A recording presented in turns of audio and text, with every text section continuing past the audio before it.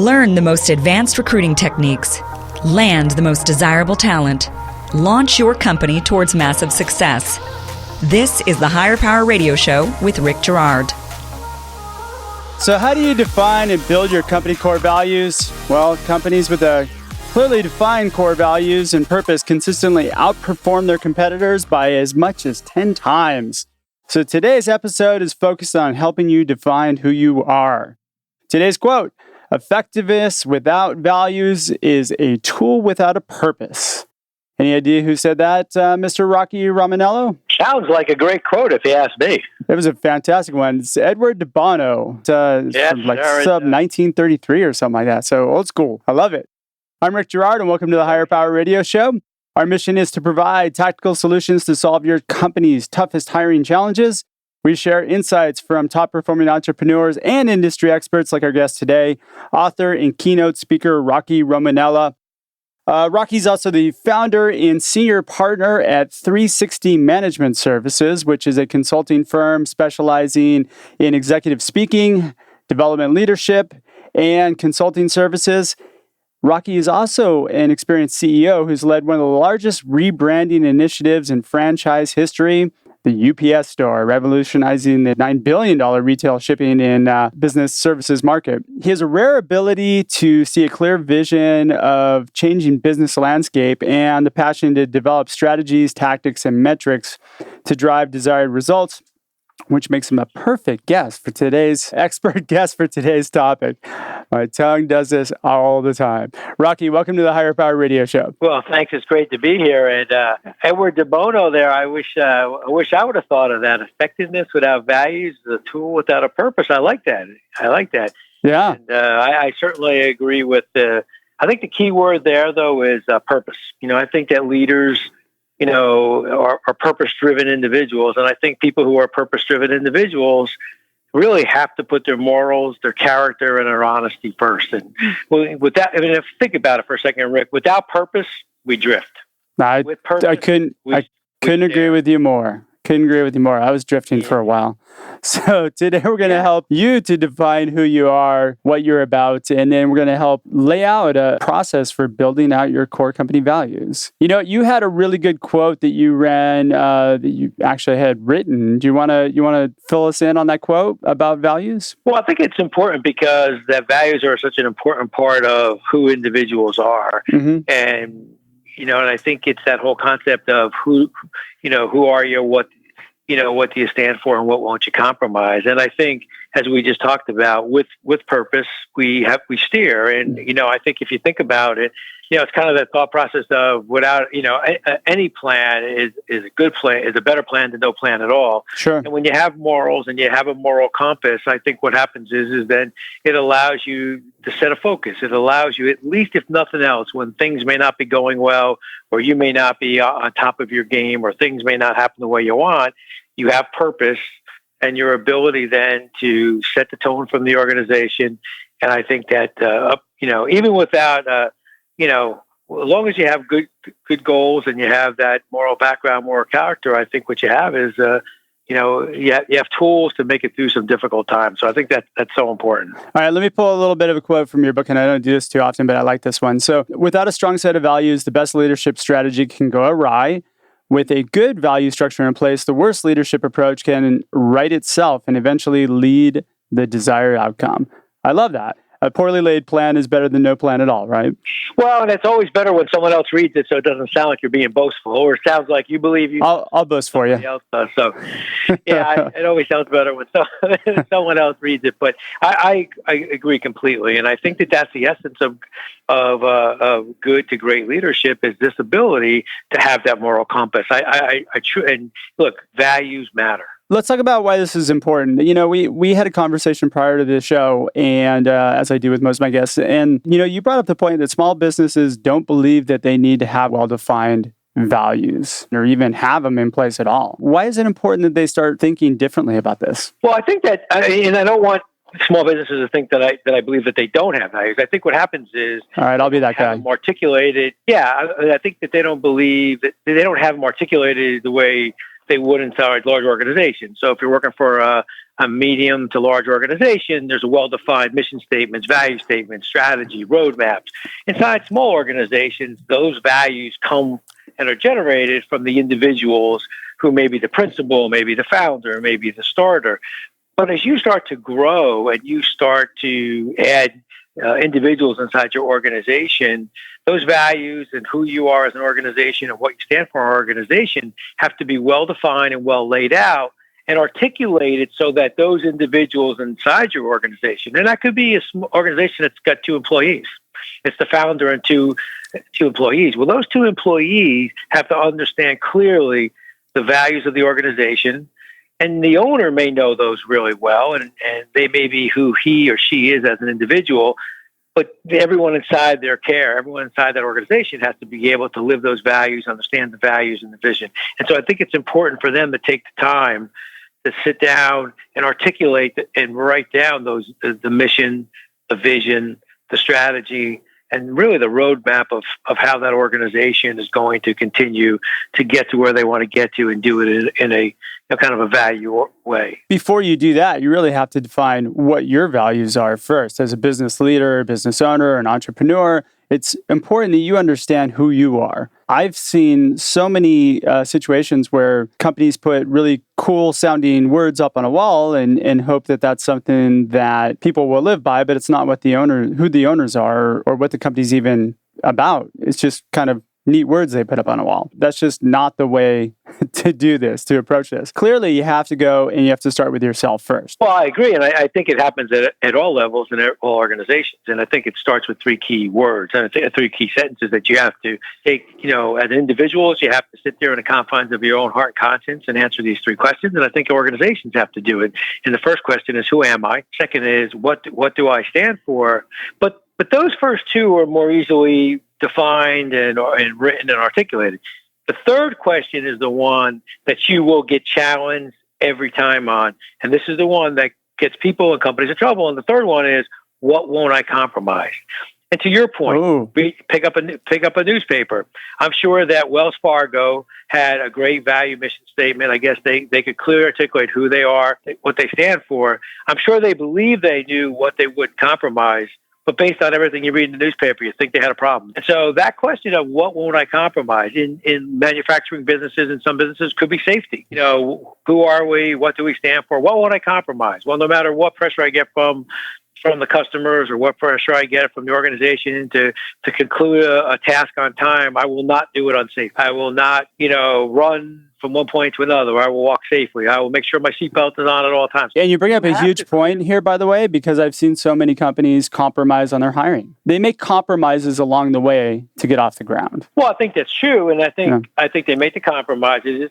And in many cases, they don't, they have to clearly articulate what are the things they won't compromise. And then I think the thing that they don't understand sometimes is that there are no secrets in any company at any size.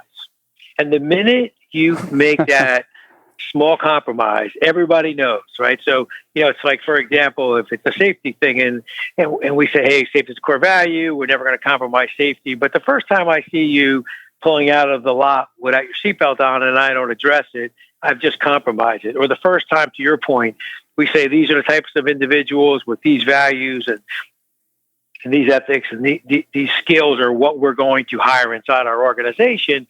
But now we're getting to the point now where we're struggling a little bit filling that position.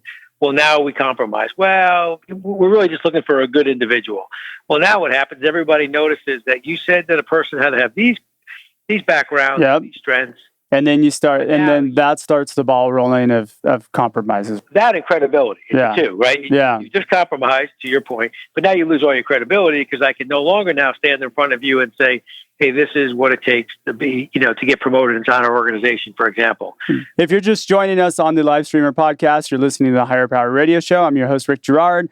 And our guest today is author of the book, Tighten the Lug Nuts, Rocky Romanella, founder and senior partner of 360 Management Services as well. So we just discussed a little bit about defining your values, your core values. So now we're going to take you through a step-by-step process of defining your core values. So I like to say, let's start with the person first, because that's usually what translates, Rocky. So I find there's two different types of people. There's KPI-driven people, and then you have people-driven people who are running organizations. Would you agree with that? I would agree with that. I think that, yes. Okay. KPI-driven people tend to be focused on the numbers. I mean, that's your Wall Street environment. And those are the purely, hey, look we're out for profit, making money, and this is what we're about, which is a culture. It may not be the best ideal culture for most people to work in, but it's a culture. The second would be, people-driven, which, KPIs are a part of it, but it's really people first. And that's where most people thrive. Well, I think though, the mistake, this is my own opinion, the mistake is that they're not mutually exclusive. And that's one of the reasons why I talk a lot about this concept of balanced leadership. Mm-hmm. I think the mistake that organizations make and people make is they're extremes. It's either on KPI focused or on people focused. Well, you can be the greatest people person in the world, but you're not going to make everybody happy. Yeah. So if your whole focus is to make people happy, you're going to find, think about Sunday afternoon sitting around the kitchen table. There's someone in your family that's not happy about something. Right? Very true. If I gave everybody $1 million, somebody would say, "Sure, you're giving me $1 million. They got to tax me on it." So I think you have to be very careful that part of the problem is that most leaders can tend to be extremists. And I think that balance is so important. I think people are important. People are your greatest assets. Everything you do inside your organization will be executed by someone on your behalf, and they do live the brand, but you do need to have KPIs, and people need to understand accountability. People need to understand what roles they play. And so I think that that's very important to have that balance. And I think, most definitely. I would agree with you on that 100%. I mean, there's a balance. Let's say I hire you as a coach, Rocky, and I'm saying, okay, I don't know what my core values are. So how do I define this? Where would you have me start? I would start for you from an individual perspective. I would start with, well, who are you? Tell me a little bit about yourself. Sure. What are your core strengths? Is it accountability? And go through that whole process. What are your weaknesses? What do you find are the things that you struggle with that if you could do better at? And then the third thing I like to do is ask you a question.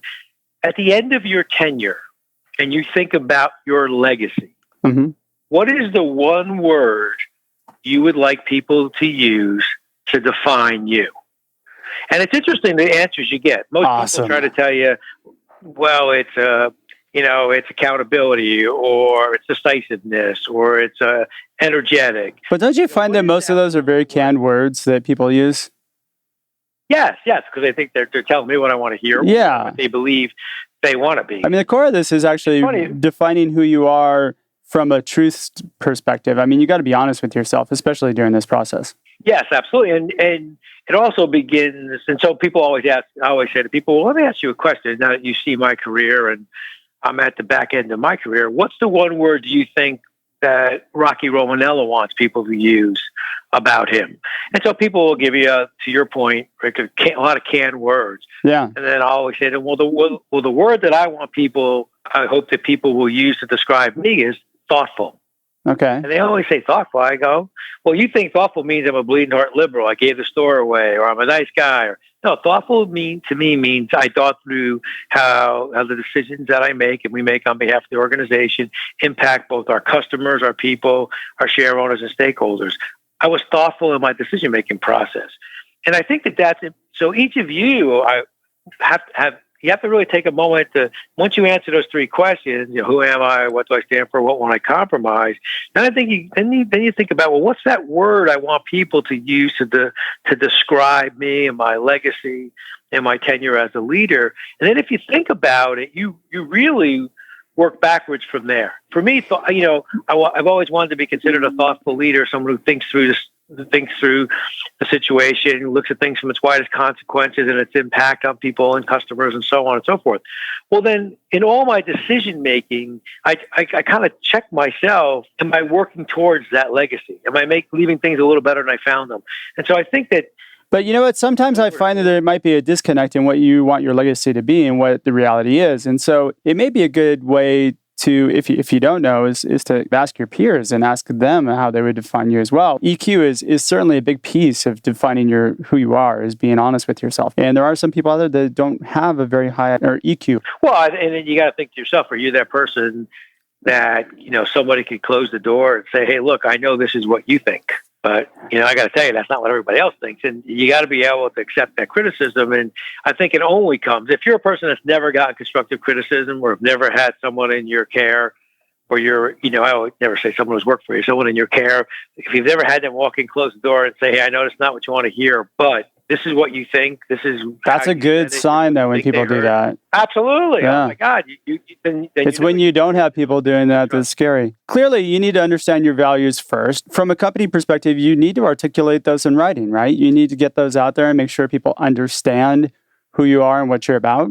I would take it a step further and say that you really need to test your values by proving it through your daily decision-making that you bring to the table. Like you said, if you're saying you're non-compromising on safety, and yet you drive out of the parking lot without your seatbelt on, that's not good for your credibility. Well, I think you're absolutely right. And what I will tell everyone is, those are things that you personally work to do to test the system and to test yourself. And I think that's healthy. But I will guarantee you something, unfortunately, is you're going to get tested. Oh, yeah. And that's when that's in that difficult moment when you should be using the exact number, but you're rounding up, or you should be, and that's when I got to tell you, that's when the rubber meets the road. And that's when you live your values. That's when you walk the talk, and it's not easy, right? You want to do the right things. And just one quick point that I want to bring up, because this should translate over into your hiring, right? Make sure that as you're driving your hiring process, those values drive your hiring, because the people that you bring on board, it's really, really crucial that they share your values and hold dear those values. Otherwise, you're just going to make bad hiring decisions. So we're just about out of time for today's show. Rocky, thanks for your time investment today. And I want to welcome you to the Higher Power Radio community. Now, I'm sure that some of our listeners would like to find out a little bit more, maybe pick up your book. How do they reach you? They can reach me on my website at the number 3 and the word 60, SIXTY, managementservices.com. We're on all the social media handles. The book, you can purchase it through our website. It's on Amazon, Barnes & Noble online. Hey, one last point, though, real quick, is that what you just said before we went into where you can find me and stuff is such a critical point. If the values of the organization do not match up with the values of the individual, that's where you start to have turnover.